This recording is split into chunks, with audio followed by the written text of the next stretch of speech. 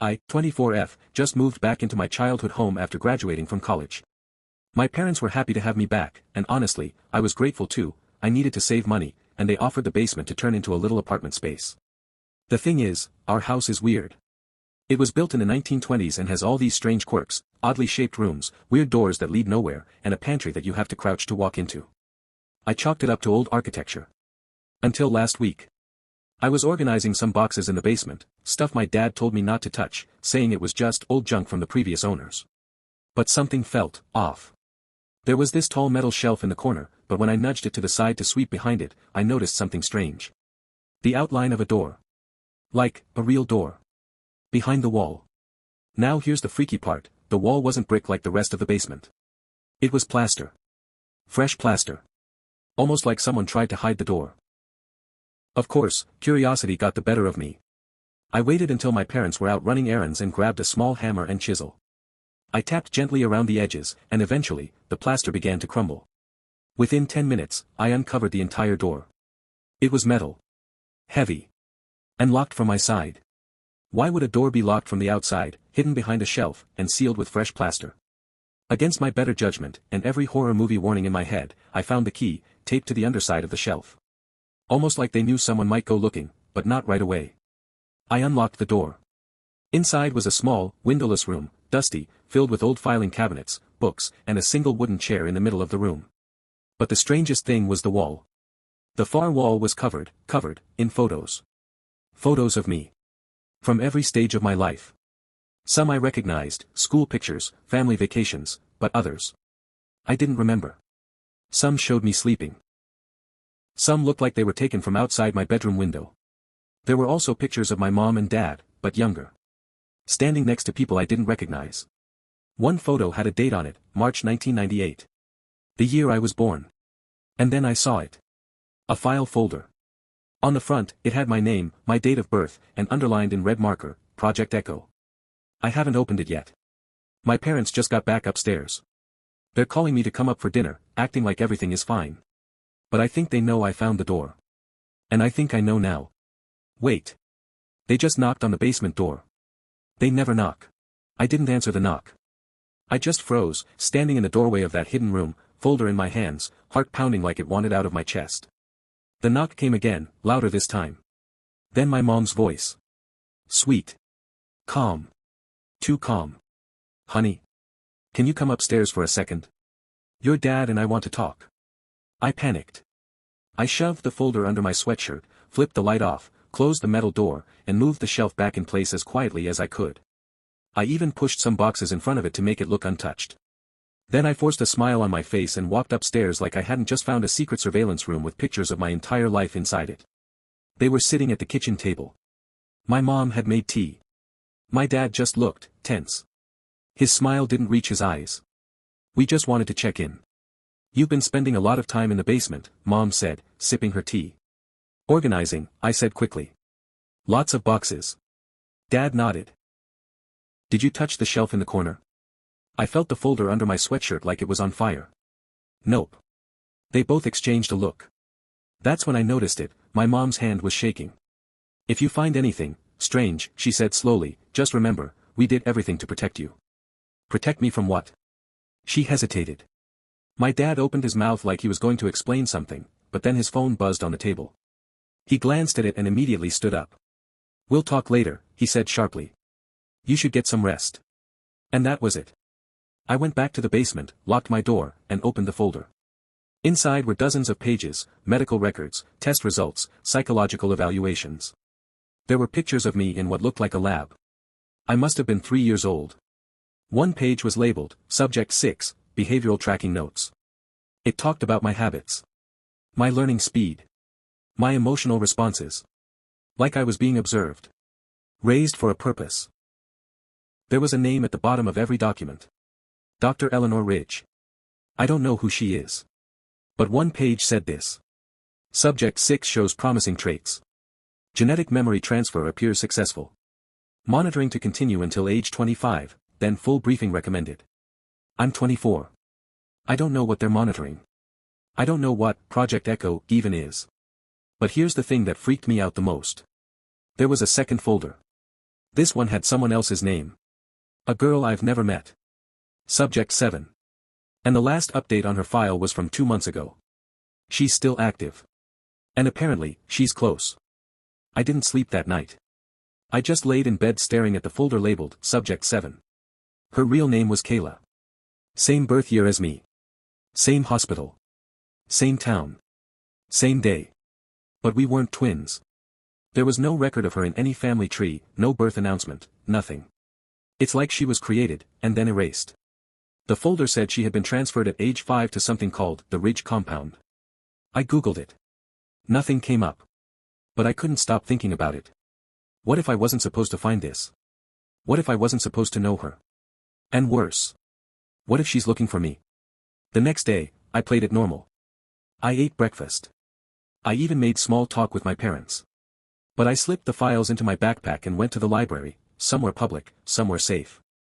I scanned every page and uploaded them to a secure folder in the cloud, just in case something happened to me. Then I found something I missed the first time. At the back of Kayla's file, there was a hand-drawn map. A location. And a note that just said, Echoes must reunite before activation. Phase 2 begins June 14th. That's tomorrow. I decided to message the only person I could think of, my older cousin Jake. He used to live with us when I was a kid and was always suspicious of my parents. I sent him a message and asked, "Do you remember anything strange about my childhood?" He replied within 5 minutes. I always wondered when you'd ask. Can we meet? Somewhere quiet. Don't bring your phone. That's when I knew. I met him that night behind the old train station, the place he used to take me for ice cream when I was little. He looked older now, tired, cautious. He didn't even say hello. Just looked at me and said, "They told me you wouldn't remember." Remember what? The experiments. The tests. The bleeding nose. The white rooms. I stared at him. "Jake, what are you talking about? They wiped your memory. But you and Kayla. You were the only two who reacted the same way. You connected. They called it echo-linking. I saw it happen once. You were 5 years old. She fell and scraped her knee, and you started crying. Bleeding. From the same leg. I couldn't breathe. Why didn't you tell me before? Because I thought they erased me, too. But I started remembering things last year. And now they're watching me again." Suddenly, his eyes darted behind me. His voice dropped to a whisper. "We're not alone." A black car was parked across the street. Tinted windows. No one got out. But I felt my skin go cold. "You need to find Kayla," he whispered. "Before they activate whatever this is. Project Echo wasn't about helping you. It was about controlling you." Then he handed me something. A key. "This opens a safe in Mom's attic. You'll find what they took from you. What they don't want you to remember." I turned to look at the car again for just a second. And when I looked back, Jake was gone. Back home, my parents were already asleep. Or pretending to be. I crept upstairs, into the attic. There was dust everywhere, but in the far corner I saw it, a locked safe, just like Jake said. I used the key. Inside was a box. And inside the box, a single item. A small, red, plastic cassette recorder. Labeled. Kayla Plus, my name, Session 7. And on the back. Do not play under any circumstances. But I'm going to play it. I have to know the truth. I stared at the cassette recorder for a long time. Do not play under any circumstances. The label felt less like a warning and more like a challenge. I waited until 3 a.m. Everyone in the house was quiet. Still.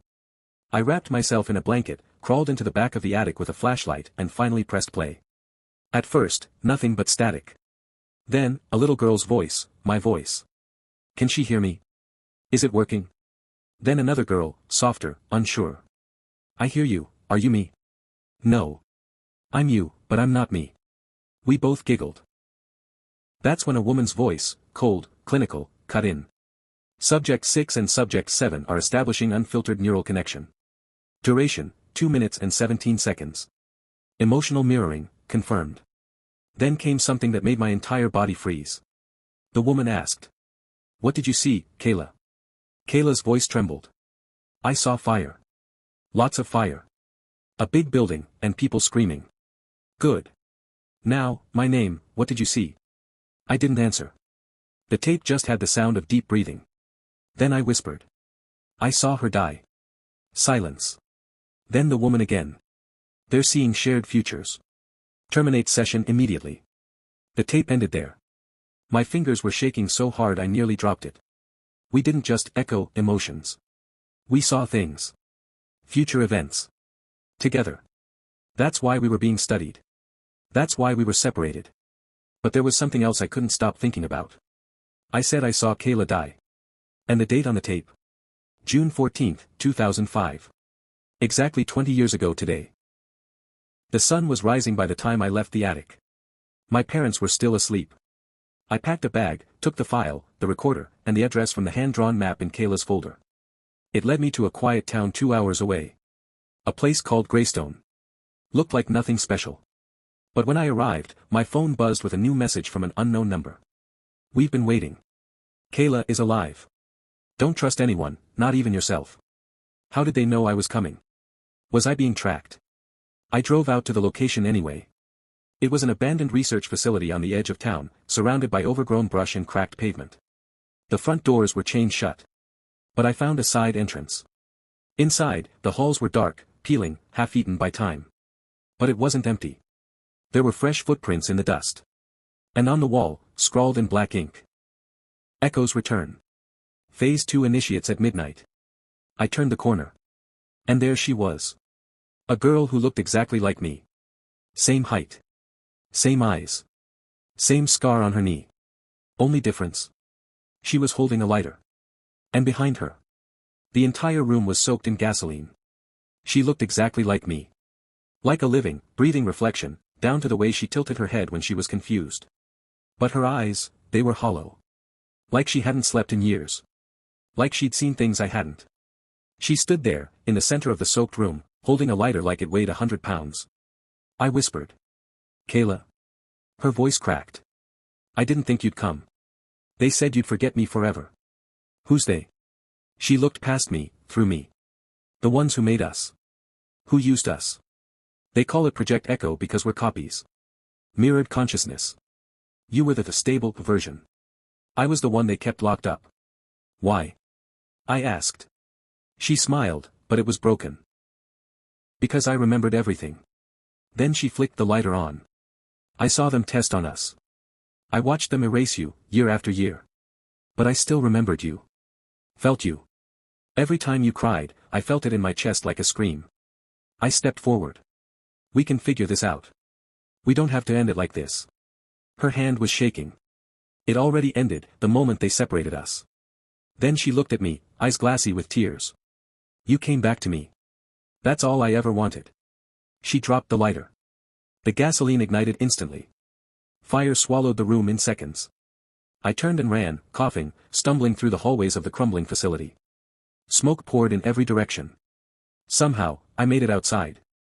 I collapsed on the pavement, choking for air, watching the building burn. And for a moment, I swore I saw her, Kayla, standing in the flames. Smiling. Free. It's been 3 weeks. The news said the fire was caused by teen vandalism. The building was demolished within days. Nothing was recovered. No bodies. No records. My parents haven't mentioned anything. But they know I know. They're quieter now. Watchful. My mom flinches every time I ask questions. My dad's been sleeping with the door locked. I've been having dreams, memories that aren't mine. I see flashes of machines, doctors in white coats, needles, voices calling out test numbers. And sometimes I hear Kayla's voice. Don't forget me this time. The truth is, I don't know who I really am anymore.